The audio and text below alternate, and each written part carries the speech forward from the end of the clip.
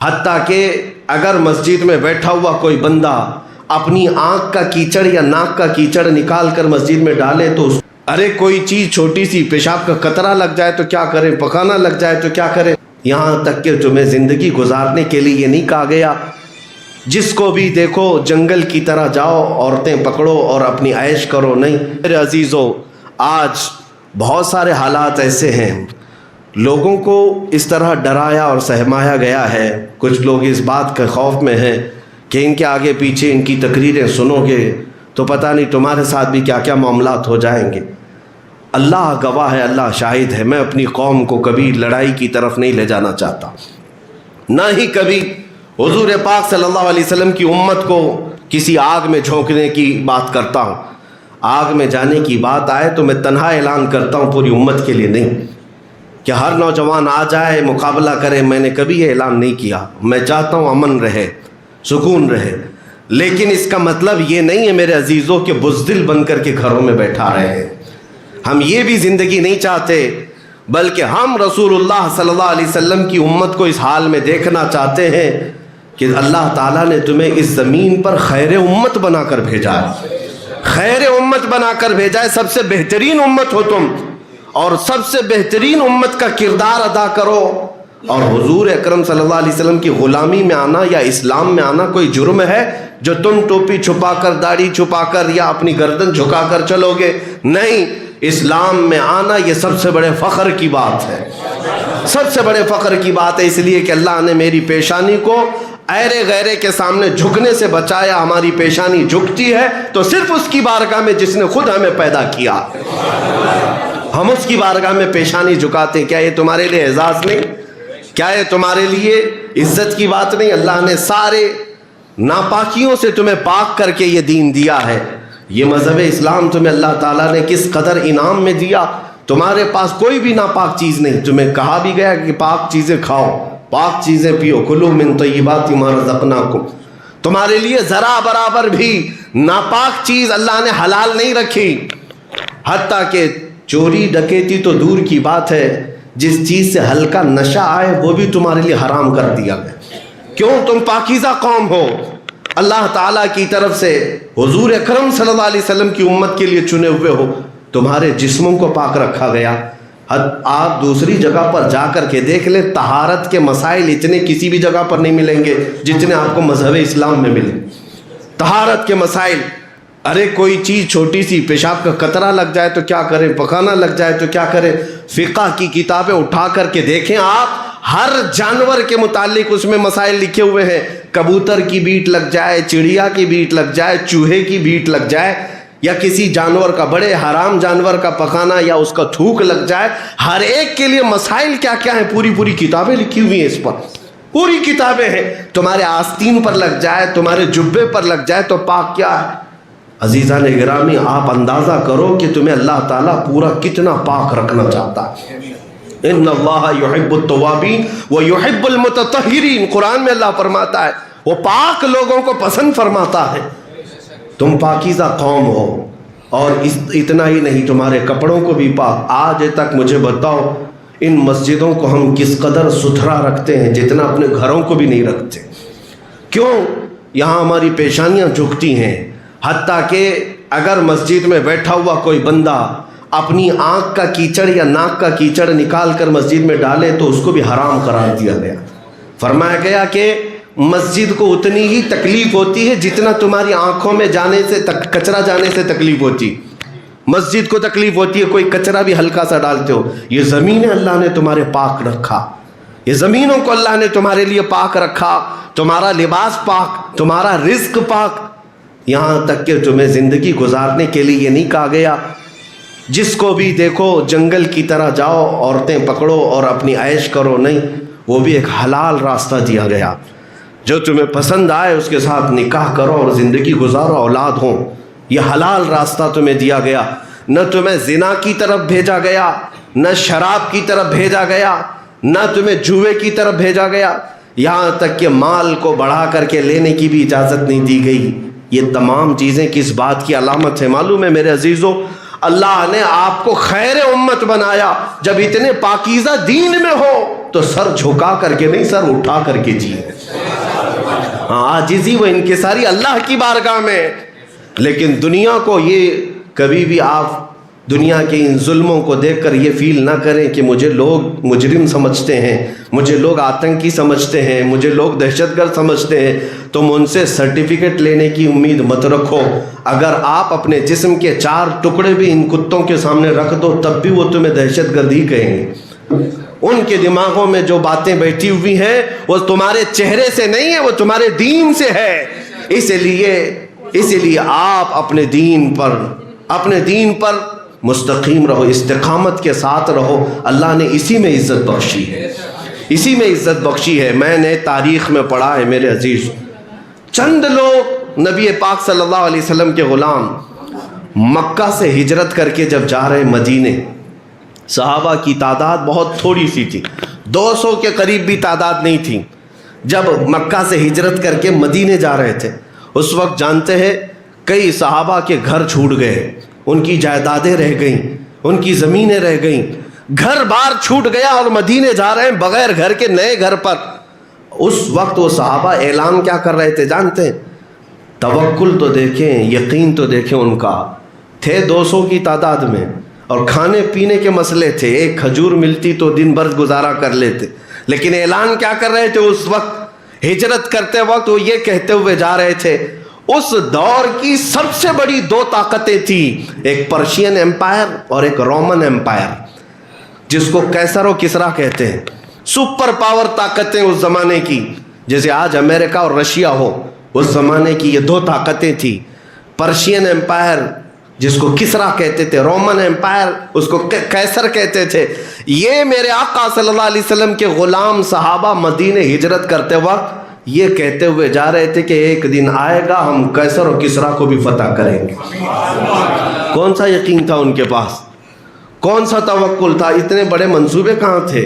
مکہ والے ٹھٹا مار کر ہنس رہے تھے. ان کو دیکھو مکہ میں اپنا گھر نہیں بچا پائے اور کیسر و کسرا کی بات کر رہے ہیں، بڑے بڑی سلطنتوں کو ہلانے کی بات کر رہے ہیں. ظاہر سی بات ہے دوسرے مکہ والے مذاق اڑا رہے تھے میرے آقا کے غلاموں کا.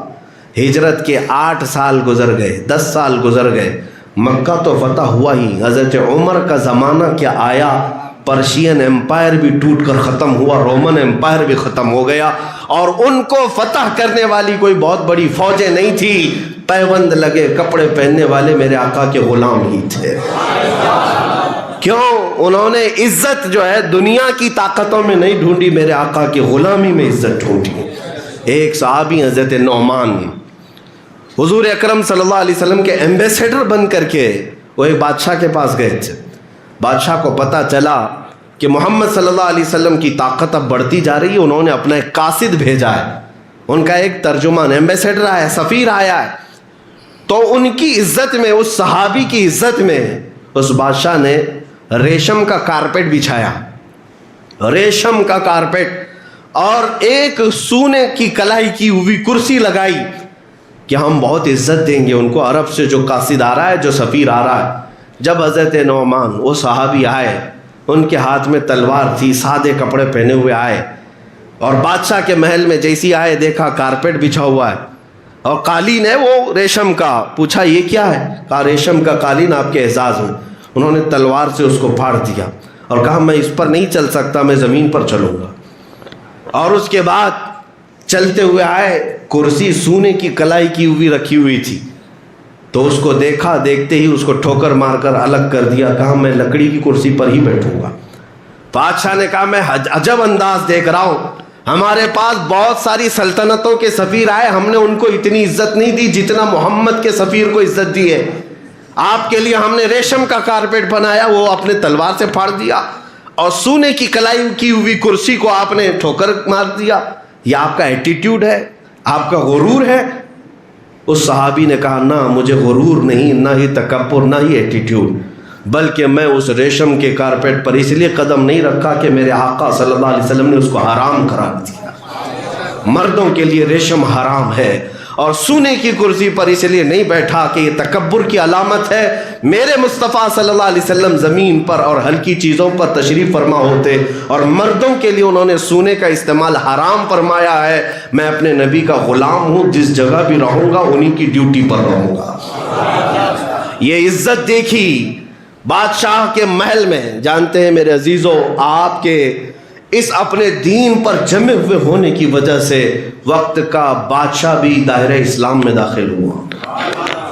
آپ اگر اس بات کو محسوس کریں کہ عزت میرے آقا کی غلامی میں ہے, اگر ہم مکمل طور پر رسول اللہ صلی اللہ علیہ وسلم کے اخلاق کریمانہ اور ان کے کردار کو اچھی طرح سے لوگوں میں پہنچائیں تو تمہاری عزت میں کوئی کمی نہیں آئے گی, کوئی کمی نہیں آئے گی. میں اپنی زندگی میں بھی دیکھتا ہوں, ابھی آپ کے سامنے اتر کر کے آیا اسی لباس کے ساتھ.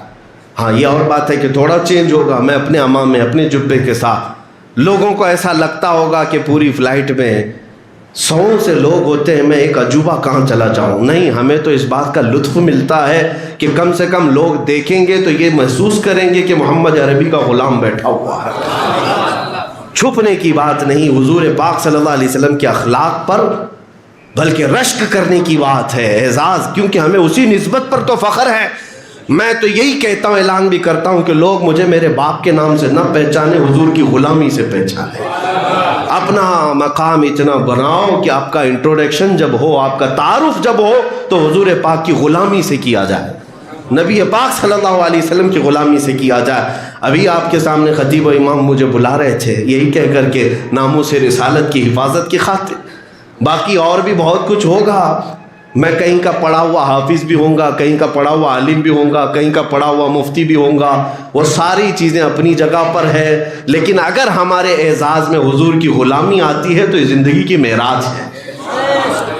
عزیزان گرامی, زندگی اتنی گزارو کہ حضور پاک صلی اللہ علیہ وسلم کی نسبت سے تمہیں دنیا پکارنے لگ جائے, اور وہ دن تمہاری کامیابی کا دور ہے, وہ دن تمہاری کامیابی کا دور ہے. اللہ کے نبی صلی اللہ تعالیٰ علیہ وسلم کے صحابہ نے ہمیں یہ ثابت کر کے دکھایا ہے. حضرت سعد ابن ابی وقاص رضی اللہ تعالیٰ عشرہ مبشرہ میں سے ہیں. یہ عراق میں گئے تھے اور وہاں سے انہیں ایران جانا تھا. جنگوں کے حالات تھے, دریائے دجلہ بیچ میں آتا ہے اور دریائے دجلہ کو عبور کر کے ایران کی زمین پر آنا ہے. ایران کی فوج نے جب دیکھا سعد ابن ابی وقاص اپنے فوجیوں کے ساتھ ادھر آ رہے ہیں تو دجلہ دریا کے اوپر جتنے برج تھے سب توڑ دیے انہوں نے کہ کہیں یہ مسلمان ادھر نہ آ جائیں. سب برج اور پل توڑ دیے. حضرت سعد ابن ابی وقاص کا حوصلہ نہیں توڑ سکے, وہ کھڑے ہوئے اور اپنے صحابہ 300 صحابہ ان کے ساتھ تھے. سارے لوگوں نے پوچھا کہ سعد ابن ابی وقاص سے کیا کرنا ہے. حضرت سعد نے کہا جانا ہے ادھر. کہا دریا ہے, اتنا گہرا ہے دریائے دجلہ, آج بھی موجود ہے, کیا آپ کو اندر جاتے جاتے 10 منٹ لگ جائیں. گہرائی اور چوڑائی بھی کافی ہے. حضرت سعد ابن ابی وقاص سے صحابہ نے پوچھا کیسے جائیں گے. کہا کہ سب اپنے اپنے گھوڑے لے لو اور دریا پہ ہی ڈال دو, اور جب دریا کے پانی میں تمہارے گھوڑے چلنے لگیں تو یہ اعلان کرتے ہوئے چلے جاؤ میں رسول عربی صلی اللہ علیہ وسلم کا غلام ہوں, محمد عربی کا غلام ہوں. اگر بچانا ہو تو مولا بچا دے گا, ہمارے لیے راستے کشادہ کر دے گا. ان کا عزم تھا, یقین تھا, توکل تھا. تاریخ طبری آج بھی موجود ہے, اٹھا کر دیکھ لینا. جب یہ 300 صحابہ سعد ابن ابی وقاص کے ساتھ دریائے دجلہ میں کود پڑے تو وہ چلتے ہوئے ایسے جا رہے تھے جیسے خشک زمین پر چلتے ہوئے جا رہے ہیں, اور دریا عبور کر کے وہ ایران کی سرحد پر بھی آ گئے.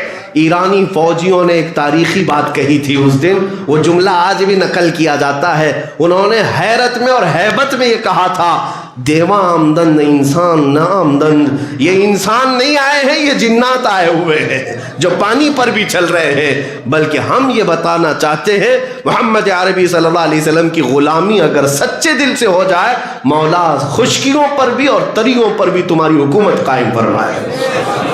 انہی کا تو نعرہ تھا, ٹل نہ سکتے تھے جنگ میں اگر اڑ جاتے تھے, پاؤں شیروں کے بھی میدان سے اکھڑ جاتے تھے, حق سے سرکش ہوا کوئی تو بگڑ جاتے تھے, ارے تیغ کیا چیز ہے ہم توپ سے بھی لڑ جاتے تھے, دشت تو دشت ہے دریا بھی نہ چھوڑے ہم نے, بحر ظلمات میں دوڑا دیے گھوڑے ہم نے. نبی پاک صلی اللہ تعالیٰ علیہ وسلم کی طرف اب میں چند باتیں یہ عرض کرنا چاہوں گا. اے میرے عزیزوں نوجوانوں، میرے پیغامات صرف اور صرف اس لیے نہیں ہیں کہ تم خالی نعرے لگاؤ. مجھے اپنے دل پر ہاتھ رکھ کر کے بتاؤ، کیا نبی پاک صلی اللہ علیہ وسلم کی زندگی کامل ہے یا نہیں ہے؟ کیا ان کی زندگی میں کوئی نقص ہے، کوئی عیب ہے؟ جب مکمل زندگی ان کی، کامل انسان کی زندگی ہے، تو مجھے بتاؤ کیا وہ ہمارے لیے سب سے بہترین آئیڈیل نہیں ہے تو اور کون ہے؟ اور قرآن نے یہی کہا، لَقَدْ كَانَ لَكُمْ فِي رَسُولِ اللَّهِ أُسْوَةٌ حَسَنَةٌ. تمہارے لیے سب سے بہترین نمونہ زندگی گزارنے کے لیے وہ رسول اللہ کی زندگی ہے. رسول اللہ کی زندگی تمہارے لیے سب سے بہترین نمونہ ہے. آج ہمارے نوجوان اخلاق اور کردار سیکھنے کے لیے پتہ نہیں کہاں کہاں جا رہے ہیں. پرسنالٹی ڈیولپمنٹ کے کورسز سکھائے جاتے ہیں، ہمارے بچے سیکھنے کے لیے جا رہے ہیں کہ ہینڈ شیک کیسا کرنا چاہیے، سیڑھیوں پہ چڑھنا کیسے چاہیے، چلنا کیسے چاہیے، سوٹ کیسے پہنیں گے، لوگوں سے بات کیسے کریں گے. ارے ان لوگوں کے پاس یہ سیکھنے جا رہے ہیں ہمارے بچے جن کو پیشاب کا طریقہ نہیں معلوم. وہ پروفیسر بنے ہوئے ہیں اور اخلاق سکھا رہے ہیں، کردار سکھا رہے ہیں. حیرت کی بات ہے، وہ نوجوان ہمارا بچہ اخلاق سیکھنے وہاں جا رہا ہے، جبکہ تجھے معلوم ہونا چاہیے کائنات کے سب سے اعلیٰ اخلاق میرے مصطفیٰ کے تھے. رسول اللہ صلی اللہ علیہ وسلم کے اخلاق سب سے اعلیٰ اخلاق ہے. پورے، یہ میرا اپنا دعویٰ نہیں، آپ دوسروں کی کتابیں اٹھا کر پڑھ لیں. انگریزوں نے بھی لکھا ہے، کرسچنوں میں نے بھی، یہودیوں نے بھی لکھا ہے. نبی پاک صلی اللہ علیہ وسلم کے اخلاق میں اگر رائی کے دانے کے برابر بھی عیب آ جاتا تو 40 سال مکہ والے حضور کو چھوڑتے نہیں. اور جتنے بھی حضور کے ساتھ اذیتیں کی گئیں، حضور پاک صلی اللہ علیہ وسلم کا سوشل بائیکاٹ کیا 3 سال تک ملنا جلنا مکہ والوں نے بند کر رکھا تھا.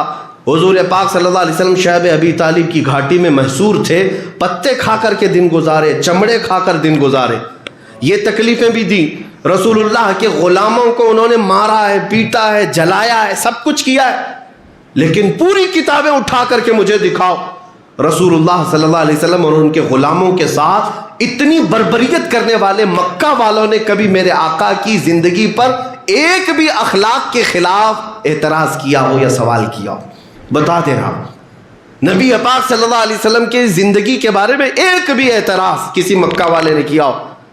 یہاں تک کہ ابو سفیان جو حضور صلی اللہ تعالیٰ علیہ وسلم پر ایمان لائے وہ نہیں تھے، نجاشی بادشاہ کے پاس بہت لمبا مکالمہ چلا ہے. صحابہ جو ہے ہجرت کر کے پہلے حبشہ گئے تھے، ایتھوپیا گئے تھے. 70 صحابہ مکہ چھوڑ کر پہلے، مدینہ جانے سے پہلے ایک اور ہجرت ہوئی ہے. وہ ہجرت کہاں کی تھی؟ ایتھوپیا، حبشہ کی ہجرت تھی. حبشہ کا جو بادشاہ تھا نجاشی، وہ عیسائی بادشاہ تھا اور رحم دل تھا، ہر ایک کو پناہ دیتا تھا. صحابہ وہاں گئے. اب جب وہاں گئے تو مکہ والوں کو پتہ چلا کہ رسول اللہ کے صحابہ مکہ چھوڑ کر کے نجاشی کے یہاں گئے ہیں. تو یہاں سے ابو سفیان اور 2 لوگ پیچھا کرتے ہوئے وہاں بھی پہنچ گئے. اور بادشاہ سے ان کے اچھے تعلقات تھے، بڑے پیسے والے تھے ابو سفیان. جا کر کے بادشاہ سے کہا ہم آپ سے پرسنل بات کرنا چاہتے ہیں.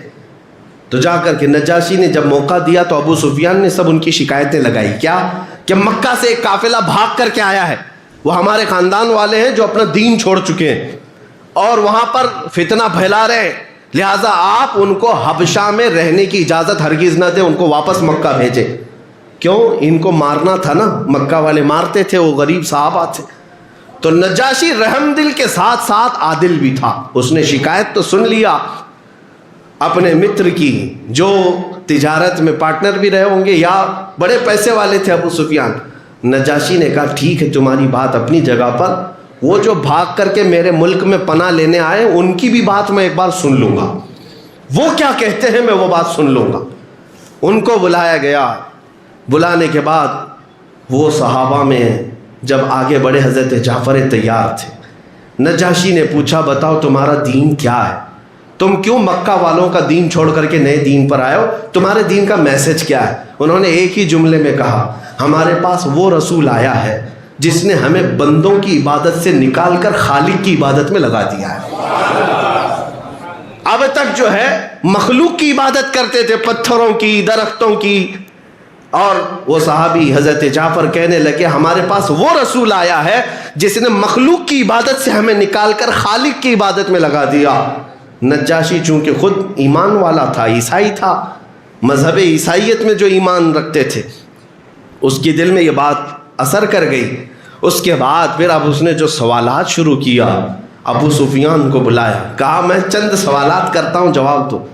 ابو سفیان سے پوچھا، بتاؤ وہ جن کے بارے میں تم شکایت لے کر کے آئے ہو، کیا وہ کبھی جھوٹ بولتے تھے یا انہوں نے کوئی جھوٹی باتیں کہی ہیں؟ ابو سفیان کہتے ہیں کہ میرے دل میں تھا کہ چاہوں تو یہاں حبشہ میں ہوں کچھ کہہ دوں، لیکن دل گوارا نہیں کیا، کیونکہ عرب والے میرے بارے میں کیا سوچیں گے، محمد نے کبھی جھوٹ کہا نہیں اور ابو سفیان نے جھوٹ کہہ دیا۔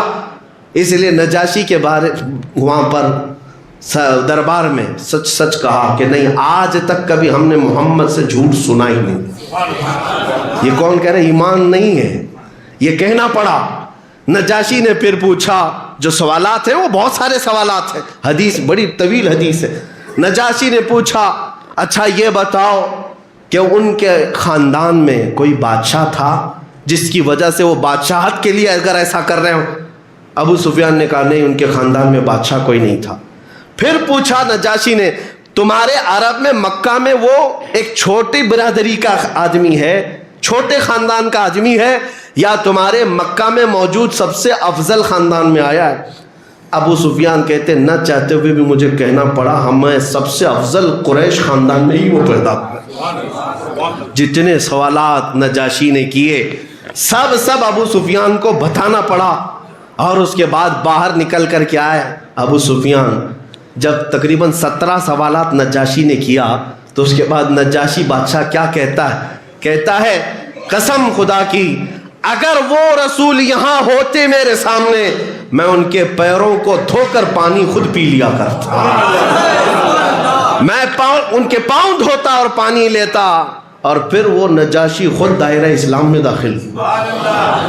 عزیزان گرامی وقار، میں یہ باتیں اس لیے عرض کر رہا ہوں، دنیا ہزار پروپیگنڈا پھیلائے میرے آقا صلی اللہ علیہ وسلم کے اخلاق کے بارے میں، لیکن اللہ تعالیٰ میرے نبی کے اخلاق کو غالب کر کے رہے گا، غالب کر کے رہے گا۔ بس آج ضرورت یہ کہ ڈرے سہمے ہم دوسری جگہ چھپنے کی کوشش کرتے ہیں، تھوڑا نیوٹرل بن جائیں گے، لوگوں میں عزت ہو جائے گی، کچھ نہیں ہوگی۔ ان کا حال یہ ہوتا ہے کہ نہ ادھر کے رہے نہ ادھر کے رہے، کبھی نہیں ہو پاتے۔ اگر کاش میرے مصطفیٰ صلی اللہ علیہ وسلم کی طرف کھل کر کے رہے، ہم غلام ہیں حضور کے، کہنے میں کون سی بات ہے، کہنے میں کون سا ڈر ہے؟ حضور پاک صلی اللہ علیہ وسلم کا صدقہ کھاتے ہیں اور ان کی غلامی کا دم بھرتے ہیں، تو چاہے جہاں پر بھی رہے ہم کھل کر کے کہیں۔ میں ایک بات اکثر کہتا بھی ہوں کہ ایک ایسا واقعہ پیش آیا تھا ایک پلین کے اندر، آسٹریلین ایک نوجوان جو ہے وہ پلین میں سفر کر رہا تھا، ایئر ہوسٹس نے اس کو شراب سپلائی کیا۔ انٹرنیشنل فلائٹس میں یہ شراب دینا عام سی بات ہے، اب شراب سب کو دی جا رہی تھی، وہ کین اس کے پاس جب وہ ایئر ہوسٹس نے دیا تو اس نوجوان نے انکار میں کیا کہا؟ آئی ایم اے مسلم۔ اتنا کہہ دیتا کہ مجھے نہیں پینا ہے تو یہ بھی جواب تھا، لیکن جواب میں اس نے کیا کہا؟ میں مسلمان ہوں۔ تو یہ کچھ لوگوں کو چبھ جاتا ہے، بھائی نہیں پینا تھا تو نہ پیو، لیکن یہ کیوں کہہ رہے ہو کہ مسلمان ہوں؟ اس نے یہ ثابت کرنا چاہا شراب اور مسلمان دو اپوزٹ چیزیں ہیں، دو اپوزٹ چیزیں ہیں، یہ ہو ہی نہیں سکتا، مسلمان ہو اور پھر یہ پی رہا ہو۔ اب تھوڑی دیر کے لیے مذاق مستی چلتی رہی، اس ایئر ہوسٹس نے آرگومنٹ شروع کیا، کہا یہ کیا بات ہوئی کہ ساری پلین کے پیسنجرز مزے لے کر پی رہے ہیں، ریلیکس ہو رہے ہیں، لمبا سفر ہے، آپ بھی پی کر سو سکتے ہو، کیا اس میں خرابی ہے، کون سی برائی ہے، اور یہ بالکل ریفائن چیز ہے۔ اس نے جب زیادہ آرگیو کرتے ہوئے دیکھا تو اس ایئر ہوسٹس سے کہا ٹھیک ہے یہ شراب پہلے پائلٹ کو پلاؤ، پائلٹ کو پلاؤ، اگر وہ پیتا ہے تو بعد میں دیکھا جائے گا۔ وہ ایئر ہوسٹس کہتی ہے کہ پیتا تو ہوگا اپنے گھر میں، لیکن ابھی آن ڈیوٹی ہے، ابھی فی الحال آن ڈیوٹی ہے، ابھی نہیں پیے گا، پلین چلا رہا ہے۔ مسلمان نے کہا تو کان کھول کر سن لو، مسلمان پوری زندگی آن ڈیوٹی ہوتا ہے، وہ اپنے رسول اللہ کی غلامی میں آن ڈیوٹی ہے۔ یہی چیز میں چاہتا ہوں میرے عزیزوں، تم جس جگہ پر بھی ہو میرے مصطفیٰ کی غلامی لے کر چلو، اور دنیا کو یہ بتاؤ ہم آن ڈیوٹی ہیں۔ یہ نہیں ہے کہ ہم مسجدوں میں مسلمان بن گئے اور بازاروں میں جا کر کے کچھ اور بن گئے۔ ہاں ہم مسجدوں میں مسلمان ہیں اور تنہائی میں شیطان ہیں، یہ نہیں ہے۔ اسلام کا تقاضا یہ ہے کہ ہر وقت تم آن ڈیوٹی ہو، حضور پاک صلی اللہ علیہ وسلم کے اخلاق کے تم سفیر ہو، تم ترجمان ہو۔ کئی ایسے نان مسلمز کو میں جانتا ہوں جو حضور پاک صلی اللہ علیہ وسلم کو پڑھنے کا شوق رکھتے، کس وجہ سے؟ کتابوں کی وجہ سے نہیں، کچھ مسلمانوں کے اخلاق دیکھ کر کے پڑھنا چاہتے ہیں۔ تمہارے اخلاق لوگوں کو متاثر کرتے ہیں، حضور پاک صلی اللہ تعالیٰ علیہ وسلم کی طرف لوگوں کو بلاتے۔ مجھے ایک بات یاد آتی ہے، آج سے 7-8 سال پہلے ایک نان مسلم ڈاکٹر ہے، انہوں نے مجھ سے کچھ ڈسکشن کے وقت ایک بات پوچھی تھی، تو میں حضور پاک صلی اللہ علیہ وسلم کے اخلاق اور ان کی نرم دلی کے بارے میں، عورتوں کے بارے میں بات چل رہی تھی۔ آج بہت سارے وہ لوگ ڈیبیٹ پر بیٹھتے ہیں جو نرے جاہل ہوتے ہیں، اسلام کی اور حضور کی اخلاق کی کچھ نہیں معلوم، لیکن وہ ڈیبیٹ کرنے بیٹھے رہتے ہیں، ادھر بھی ادھر بھی، سب یہ ٹٹو ہیں جو مرغے لڑاتے رہتے ہیں۔ لیکن وہ ڈاکٹر پڑھا لکھا تھا، عورتوں کے حقوق کے بارے میں جو پروپیگنڈا پھیلایا گیا دنیا میں، وہی باتیں وہ ہمارے سامنے کرنے لگا کہ ایسا ہے، ایسا ہے، ویسا ہے مسلمانوں میں، اسلام میں۔ میں نے کہا یہ پروپیگنڈے کے شکار آپ بھی ہو گئے، پڑھ لکھ لیتے تھوڑا سا۔ کہا ایک حدیث میں تمہیں بتا دیتا ہوں، ٹائم کم تھا۔ رسول اللہ صلی اللہ علیہ وسلم ایک جگہ سے گزر رہے تھے، صحابہ ساتھ میں تھے، رات کا وقت تھا، ایک گھر پر روشنی پڑ رہی تھی، ایک گھر پر خاص روشنی پڑ رہی تھی۔ صحابہ رک گئے اور پوچھا یا رسول اللہ صلی اللہ علیہ وسلم، یہ ایک ہی گھر پر آج رات اتنی روشنی کیوں ہے؟ حضور پاک صلی اللہ علیہ وسلم رک گئے اور فرماتے جاؤ، صحابہ سے کہتے جا کر دیکھ لینا اس گھر میں یا تو کسی یتیم بچے کی پرورش ہو رہی ہوگی یا تو آج ہی اس گھر میں بیٹی کی پیدائش ہوئی ہوگی۔ یہ رحمت کی جو نور کی برسات اس گھر پر ہے، ان دو میں سے کوئی ایک چیز ہوگی۔ صحابہ کہتے ہم گئے اس گھر کو کھٹکھٹائے، معلوم کیا تمہارے گھر میں آج کچھ نئی بات ہوئی ہے۔ گھر والے خوشی کا اظہار کرتے ہوئے کہتے ہمارے گھر میں آج بیٹی پیدا ہو۔ میں نے یہ حدیث اس کو بتایا تھا کہ وہ رسول ہیں جنہوں نے آسمان سے اترنے والی رحمتیں بھی بیٹیوں کے لیے مختص فرمائی ہیں، تم ان عورتوں کے حقوق کی بات کرتے ہو۔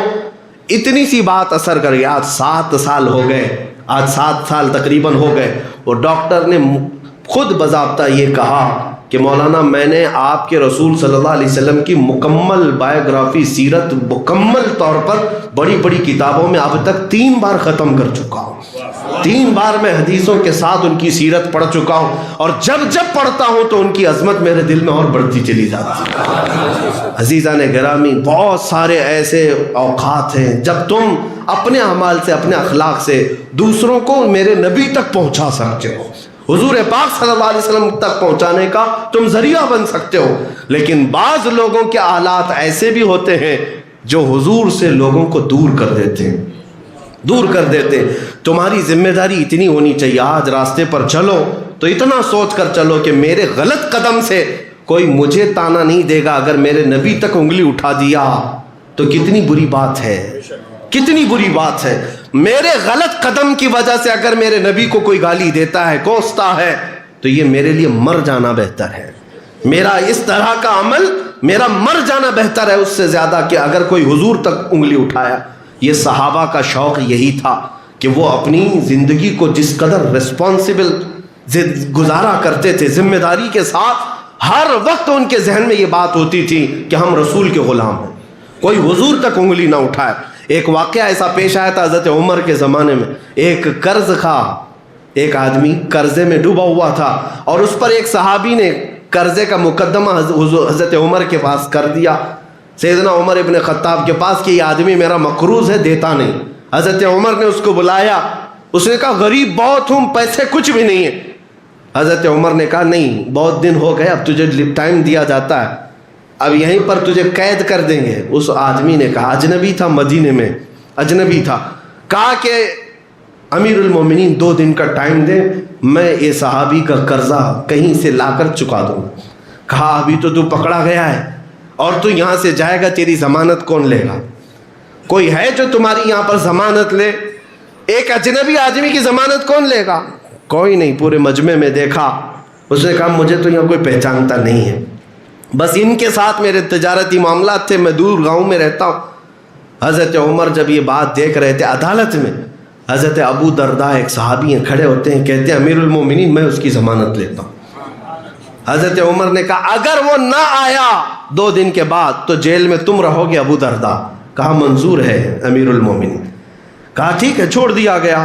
وہ گیا اپنے وطن اور غائب ہو گیا۔ 2 دن ہو گئے۔ دوسرے دن جب عدالت لگ رہی تھی، حضرت عمر نے ابو درداء کو بلایا کہ اب قید خانے میں تو تم جاؤ گے، ایک اجنبی کی ضمانت تم لیے تھے۔ لیکن جب وہ خوشی خوشی آ رہے تھے عدالت میں، اسی وقت دیکھا کہ وہ قرض خواہ مقروض آدمی بھاگتا ہوا عدالت میں پہنچ گیا۔ کہا میں اپنی قرض کی امانت لے آیا ہوں، میں انتظام کر لیا۔ اس صحابی کو بلائیں جن کا قرضہ تھا، وہ آئے، انہوں نے دیکھا کہ یہ بندہ لے کر کے آ گیا، واپس لے کر کے آ گیا ہے۔ اب یہاں پر معاملہ بالکل بدل گیا۔ عدالت میں جو ہے اس قرض خواہ کو اس صحابی نے معاف کر دیا کہ قرضہ میں معاف کرتا ہوں، مجھے تجھ سے قرضہ نہیں چاہیے، واپس لوٹانے کی حاجت نہیں، میں نے معاف کر دیا۔ تب حضرت عمر ابن خطاب رضی اللہ تعالیٰ عنہ نے اس بندے سے پوچھا کہ تو بھاگ کر جا چکا تھا، بچ سکتا تھا، تجھے مدینے والے پہچانتے نہیں تھے، کہیں جا کر چھپ جاتا، واپس کیوں آ گیا 2 دن کے بعد؟ وہ کہتا امیر المومنین سچ کہہ رہے ہیں آپ، بھاگ سکتا تھا، لیکن اگر بھاگ جاتا تو ڈر اس بات کا ستا رہا تھا کہ کہیں دنیا یہ نہ کہے محمد عربی کے غلام دھوکے باز ہوتے۔ میں رسول اللہ کا غلام، میں رسول اللہ کا غلام ہوں، کہیں کوئی یہ نہ کہہ دے کہ محمد صلی اللہ علیہ وسلم کے غلام دھوکے باز ہوتے ہیں، وعدہ خلافی کرتے ہیں۔ اس لیے اس ڈر کے ساتھ میں حاضر ہو ہی گیا۔ حضرت عمر فاروق رضی اللہ تعالیٰ عنہ نے حضرت ابو درداء سے پوچھا اجنبی آدمی تھا، آپ نے اس کی ضمانت کیوں لے لی؟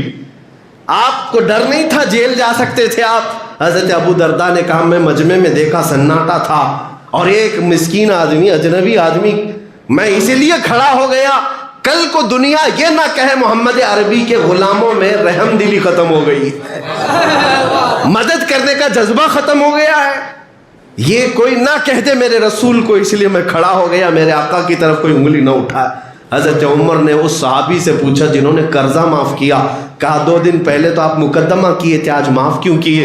کہا کہ جب میں نے دیکھا کہ وہ قرضہ بھی لا چکا اور اس کی ضمانت بھی ایک صحابی لے چکے ہیں اور ان کے معاملات میں نے دیکھا تو دل یہ نہیں مانا کہ کل کو کوئی یہ نہ کہے رسول اللہ کے غلاموں میں معاف کرنے کا جذبہ ختم ہو گیا۔ میں نے معاف کر دیا کیونکہ رسول اللہ کے دل میں معاف کرنے کا جذبہ بہت زیادہ تھا۔ عزیزان گرامی، یہ صحابہ کے اخلاق وہی تھے کہ وہ ہمیشہ آن ڈیوٹی ہوتے اور یہ سمجھتے کہ ہمارے اخلاق رسول اللہ کی ترجمانی کرتے ہیں۔